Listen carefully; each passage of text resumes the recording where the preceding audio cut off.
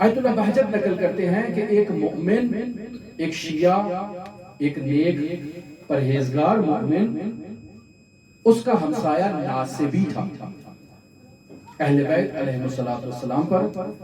العیاذ باللہ لعن و نفرین کیا کرتا تھا۔ یہ اس کا ہمسایہ تھا، اسے اس کے عمل سے بہت تکلیف ہوتی تھی، بہت تکلیف ہوتی تھی، اور یہ اس کو منع کرتا تھا کہ یہ اولاد رسول ہیں، اہل بیت رسول ہیں، ان کی شان میں گستاخی نہ کیا کرو، لیکن وہ مانتا ہی نہیں تھا، نہیں رکتا تھا۔ اس نے اس کو کہا کہ میں تمہاری شکایت امیر المومنین کی بارگاہ میں کہوں گا، پھر نہ مجھے کہنا، میں نے تمہیں خبردار کر دیا، تم اگر اسی روش کو جاری رکھو گے تو میں نجف جا کر تمہاری شکایت کروں گا۔ کہا جو کر سکتے ہو کر لو، نہ تم میرا کچھ بگاڑ سکتے ہو، نہ وہ نجف والا میرا کچھ بگاڑ سکتا ہے۔ اچھا، کہا ٹھیک ہے، چلا جاتا ہے نجف میں، امیر المومنین کی بارگاہ میں شکوہ کرتا ہے، کہتا ہے یا علی، یہ کیسا ناصبی ہمسایہ مجھے مل گیا ہے کہ جو اس قدر نفرین کرتا ہے، اس قدر اذیت کرتا ہے، مجھ سے برداشت نہیں ہوتا، گریہ ازاری کرتا ہے، عالم رؤیا میں امیر المومنین کی زیارت ہوتی ہے، پھر شکوہ پیش کرتا ہے۔ امیر المومنین اسے عالم رؤیا میں کہتے ہیں۔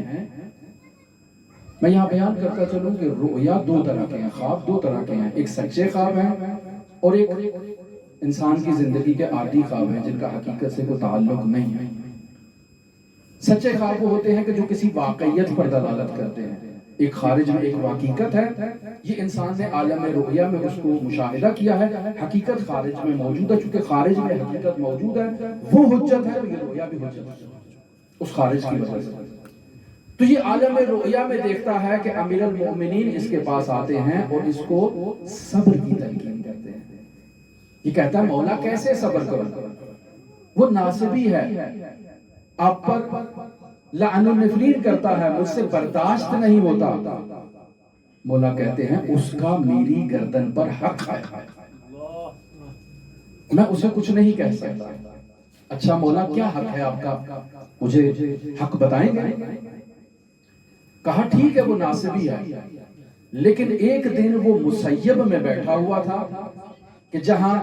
دو دریا آپس میں دجلہ اور فرات ملتے ہیں، یہ وہاں بیٹھا ان دریاؤں کو مشاہدہ کر رہا تھا، اور اس مشاہدے کی کیفیت میں یہ ان دو دریاؤں کو مخاطب ہو کر کہتا ہے کہ ٹھیک ہے عاشور کے دن حسین ابن علی کو قتل کر دیا تو کیا ہوا، کر دیا، لیکن کاش اسے پانی پلا کر شہید کرتے۔ یہ جملہ کہنا تھا کہ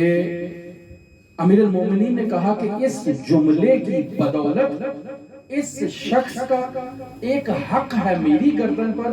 کہ اس نے حسین ابن علی کی مظلومیت کو یاد کیا ہے، لہٰذا میں اسے نظر انداز نہیں کر سکتا۔ اچھا، اب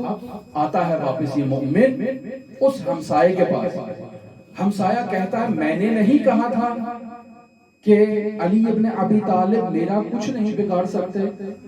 میں نے تو تمہیں کہا تھا۔ کہا میں کیا تھا، میں نے شکایت بھی کی، لیکن تمہارا ایک احسان ہے علی کے اوپر، جس احسان کی خاطر علی تمہیں سزا نہیں دے رہے۔ پوچھتا ہے وہ احسان کیا ہے، سارا واقعہ اسے بتاتا ہے کہ تم نے مسیب میں اس طرح سے حسین ابن علی کی مظلومیت کو یاد کیا تھا۔ کہتا ہے اللہ کی قسم وہ میرے اور میرے خدا کے درمیان بات تھی، اس کو کوئی نہیں جانتا تھا، لیکن اگر علی ابن ابی طالب تک اس بات کی خبر پہنچ چکی ہے تو میں علی کی ولایت کا اقرار کرتا ہوں اور شیعہ ہو جاتا ہوں، میں علی کی ولایت کا اقرار کرتا ہوں، شیعہ ہو جاتا ہوں، مومن ہو جاتا ہوں۔